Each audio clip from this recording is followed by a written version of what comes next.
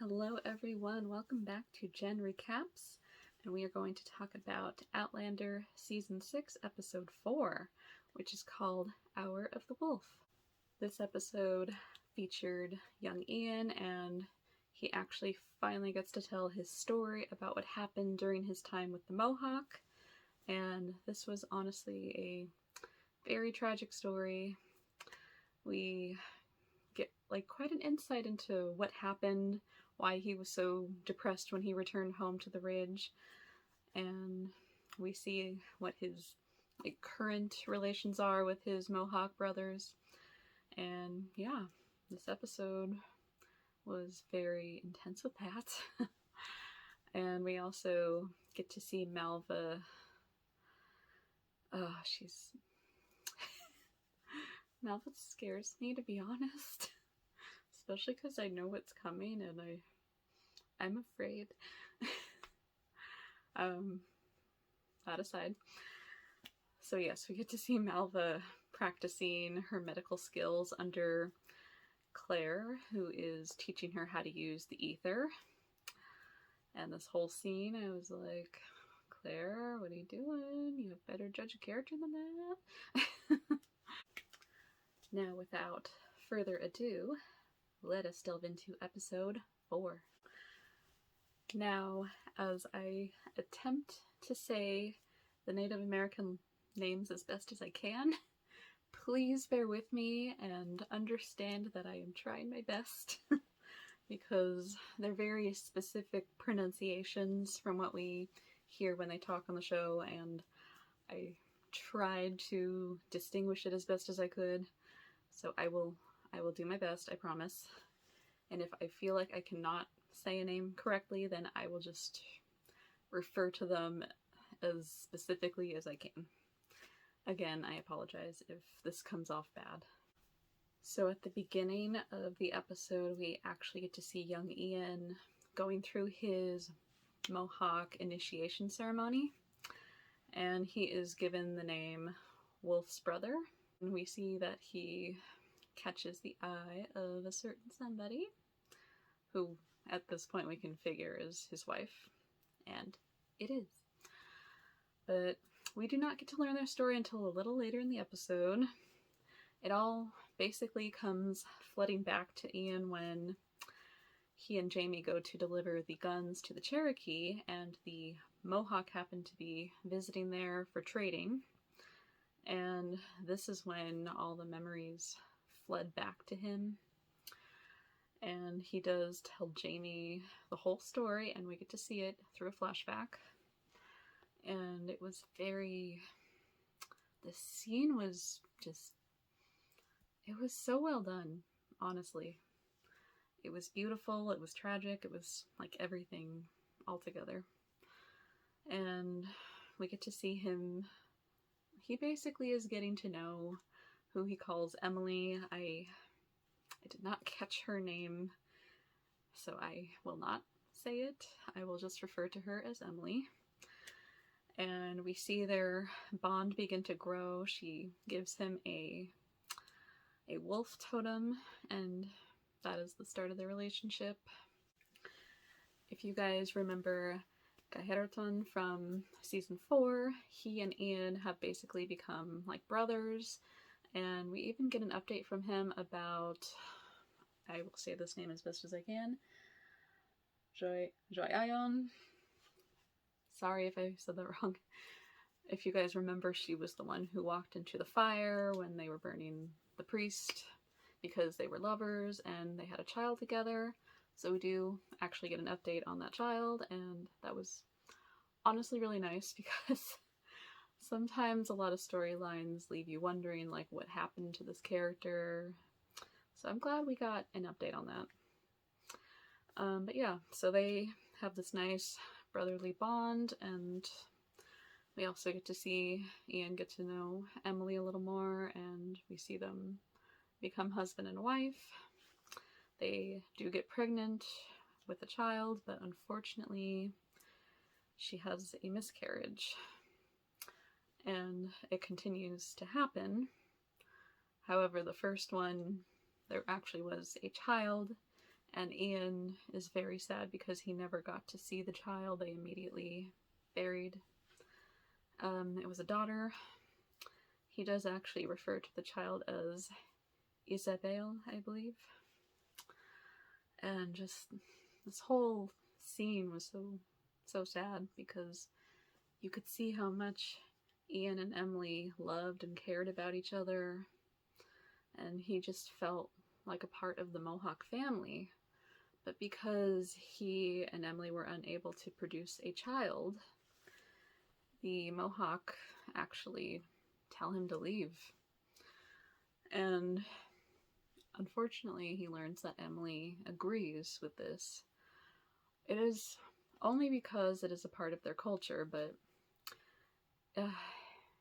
Ian obviously comes from a different culture where this is not how things are done. And he goes back to the village to speak with her, but he sees her with Kaharitan.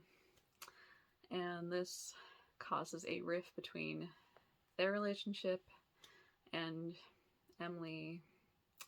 He and Emily are just done like that. And it just leaves Ian so heartbroken, and he feels betrayed. And that is why we see him in the state that we see him in when he returned back in season 5. But yeah, this story was just so heavy, and you really feel for him because he went through not only a transition of becoming a Mohawk, but he also became a husband. He was going to be a father, and that just all was taken away from him. He lost a lot, and we just understand Ian so much better now that we know the whole story. But yeah, he still has very intense anger towards Kaharitan, who is at the Cherokee camp, or village. At one point, Ian learns that Kaharitan and Emily ended up together, and they have a son. And this really sets him off. He goes after him and confronts him, and they fight, and Jamie goes to break it up along with this other man who, this guy was weird, I'm gonna be honest. His name is Alexander Cameron. Alexander Cameron. You're gonna hear a lot of Hamilton references this season, I'm sorry guys. Anyway, he also goes to break up the fight, but in a more harsher way. And he insults Kaharitan as he holds him like by his hair, and basically a duel is set up between them. And yeah, this guy is honestly, this character was random. I think he was just there to create tension and drama, but he was originally an Indian agent, and he tells Jamie like he wants to have some kind of deal with Chief Bird, who is the chief of the Cherokee. But we don't really learn too much more of his business. It's just that mention, and then all of a sudden he's fighting. And he actually cowers out. He is a cheater because he turns early during the duel and attempts to shoot Kaharitan, but young Ian, who has put his differences aside, actually saves him, and Kaharitan has the chance to shoot his opponent, but because Mr. Cameron is being a coward, he shoots to the sky, and he lets him live. But yeah, young Ian and Kaharitan, they won't ever really have that brotherly bond again, but they basically make up. And this actually kind of allows young Ian to let Emily go. At one point, they're at the river, and he takes the wolf totem that Emily had given him, and he lets it go in the river. It's just a way of saying, like, it's time to move on. And he has, as hard as it still is for him, he has accepted that Caherton and Emily were meant to be together, and he and she were not. Yeah, just John Bell, this episode, he just owned this episode. He gave a great performance, and he really showed who young Ian became and what he went through, and just played this moment so beautifully. And I'm glad we got to see the backstory, because there was so much missed time with him, and this was just so eye-opening as to who his character really was, what he became. And yes, the writers did a great job with this. Now, I don't know if this is how things turned out in the book. I think Emily ended up with somebody else, if I remember correctly, but in a way it kind of makes sense for them to bring her together with Caherton, because he's a more known character and just causes more drama between him and Ian, so it worked. And yes, just this whole segment in this episode was beautifully done. So during Jamie's visit with the Cherokee, he is there to deliver the guns, and Chief Bird is happy about that. However, Jamie still feels like he needs to warn Chief Bird, because earlier in the episode, Brianna mentions to him what happens to the Cherokee in 60 years, also known as the Trail of Tears. So when he goes to warn Chief Bird privately, he tells him that the woman and his family, they see what is to come in their dreams, and he tells him about what will happen in 60 years. And Chief Bird doesn't understand the warning entirely, but Jamie tells him, no matter what side you choose to fight for, make sure that you fight for yourselves. And Chief Bird promises that he will tell his descendants and make sure that they heed the warning. Unfortunately, knowing how this show works, history probably will not change. And that is honestly the sad truth in this plotline. They can warn people as much as possible. You saw what happened to Ottertooth. He was trying to warn his people what was to come, but they wouldn't listen to him. They thought he was crazy. And the warnings just kind of don't measure up to anything in the end, which is really awful.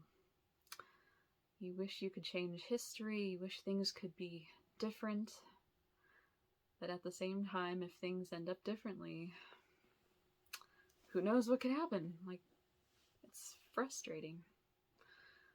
And I honestly give Jamie so much credit for trying to warn them, at least. Even though he knows it might not do any good, it's worth the effort to try. And it's good that Chief Bird was at least listening to him. So that was a start. They didn't call him crazy or anything. He actually heeded the warning. Now back at the ridge. This is where things get interesting. So Claire is actually teaching Malva how to use ether, like I mentioned, and they use Lizzie and Josiah as I'll call them test dummies, because basically, I'm sorry, but that's what they are. And so basically, Malva just has to put them under with the ether, and Claire shows her how it works, how its effects are on them. And Lizzie and Josiah, just this whole scene were so cute. They clearly care so much about each other, and the way Josiah was holding Lizzie's hand during the whole thing was so sweet. And also Lizzie and Kezzy have a thing, so this is gonna play out interesting. I think she does end up with both of them in the book, if I'm not mistaken. So that'll be an interesting wedding.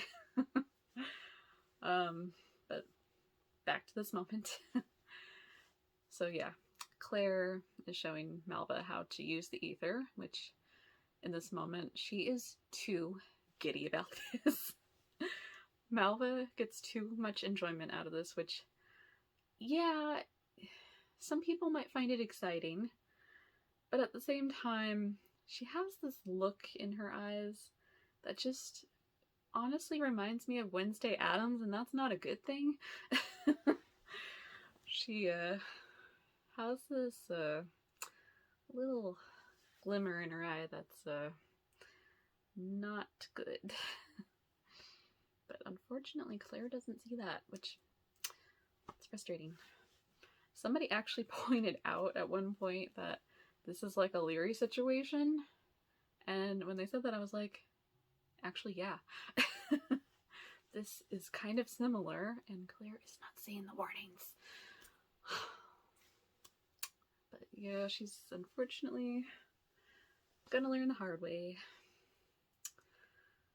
Unless things end up differently, but no, they're not going to. Let's just accept that. I'm mostly saying that to myself. But yeah, Claire also is writing down notes that Malva can use. One funny thing I thought when Malva was looking over Claire's notes, she mentions how Alan says he thinks that Claire's work is witchcraft, but she finds it all enchanting. And I'm thinking, yeah, because she's going to use it for evil.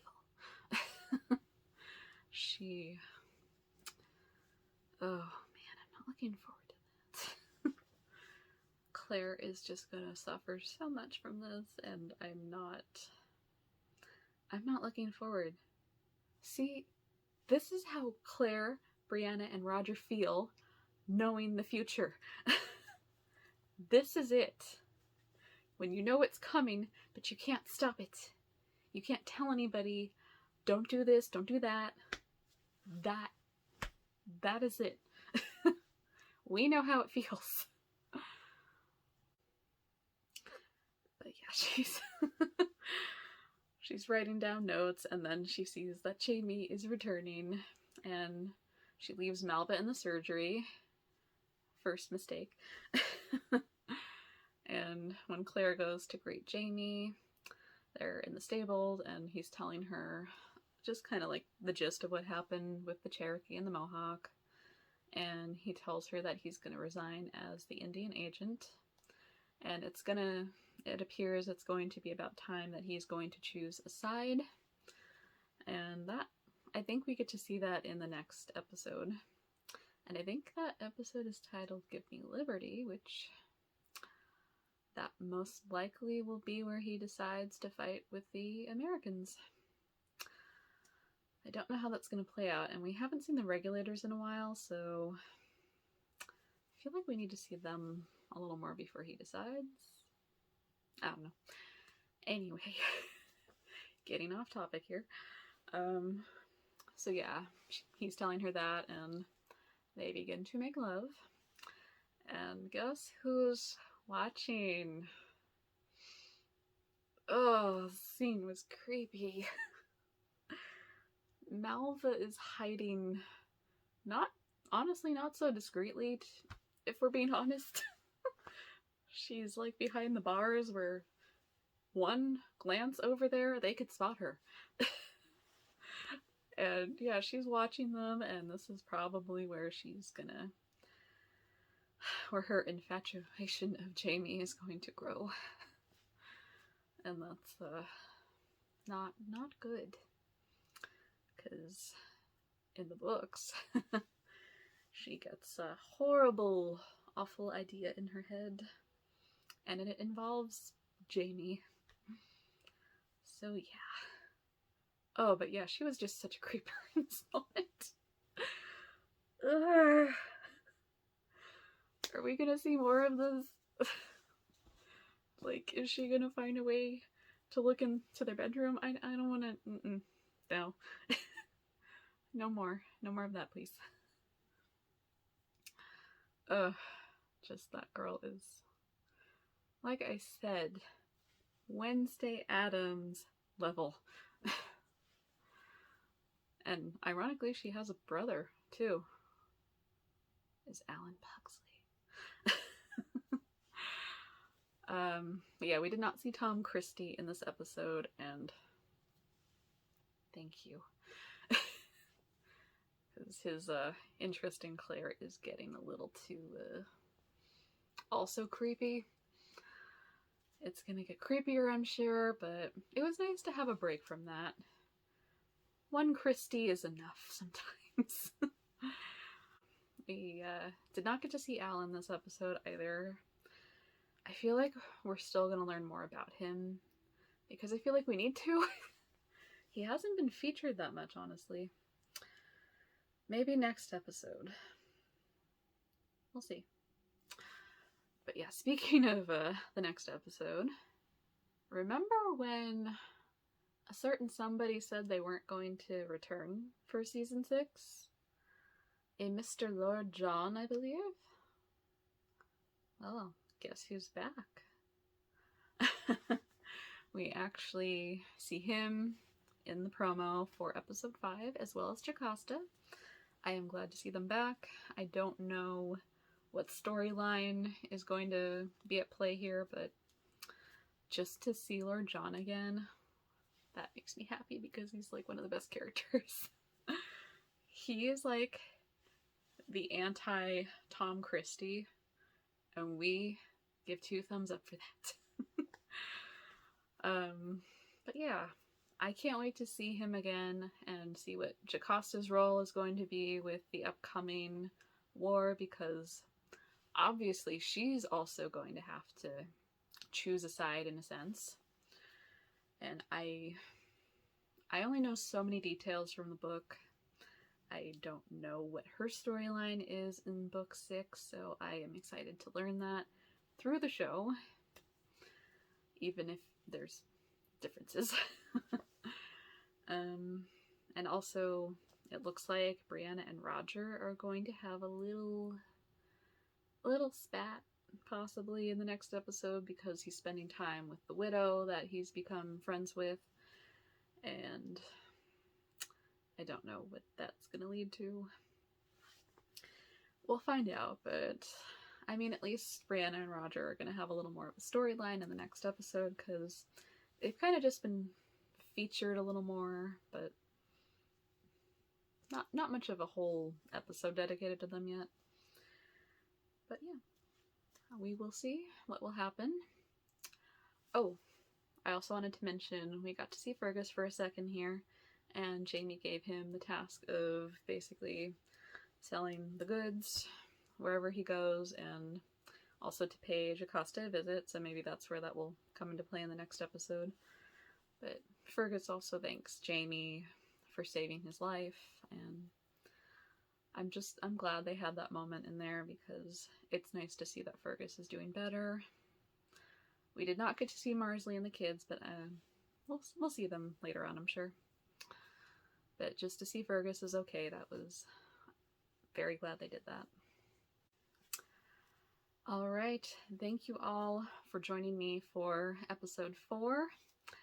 We really have a lot in store for episode 5, and I'm very interested to see how Jamie choosing sides is going to go, and what's going to happen with Brianna and Roger, and of course, like I said, how Jocasta and Lord John are going to play in the whole war scheme. But yeah. Let me know what you guys thought of episode 4. What did you think of Ian's story? What do you guys think of Malva? I think I know what you guys think, but I want to hear it. And yeah, just leave a comment and we will chat. And also, I want to thank all the new subscribers who recently subscribed. And also, just all of my subscribers. Thank you. I genuinely appreciate it. It's been growing slowly, but with each new subscriber, my heart just lightens up, and I appreciate it so much. So thank you. I will do my best to inform and entertain as best as I can. And I Might possibly do a Bridgerton Season 2 review video. I am contemplating that. Of course, I am going to try to wait a few days because I know people need to take time to binge it. But I'm not proud to admit this, I binged it in like 2 days. But yeah, I might be doing that. If not, just trust me, there's a reason why. Sometimes I just don't feel the passion for certain videos. Even if I like the show, Outlander's just like, it is a part of my heart, and I love it. Sometimes new shows take a while to like build up my full devotion. And Bridgerton's getting there, so I might want to do a video about it. So yeah, we'll see. Alright, thank you everyone again for joining me for episode 4. And I will see you next week for episode 5. Bye!